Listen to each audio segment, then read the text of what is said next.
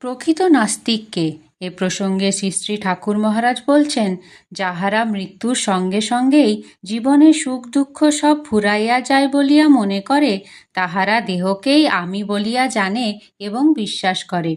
ইহারা দেহাত্মবাদী, দেহই ইহাদের নিকট আত্মা। ইহাদের ধারণা দেহের মৃত্যুর সঙ্গে সঙ্গে তাহাদের সব শেষ হইয়া যায়, আর কিছু থাকে না।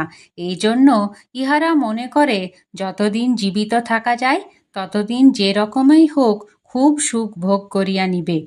তাই তাহারা বলে, ঋণং কৃত্বা ঘৃতং পিবেত, ঋণ করিয়াও ঘৃত পান করিবে।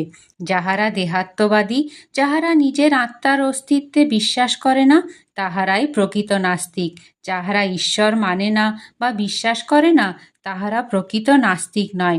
ঈশ্বর সম্বন্ধে জ্ঞান না থাকাতেই তাহারা ঐরূপ বলিয়া থাকে। জয় গুরু।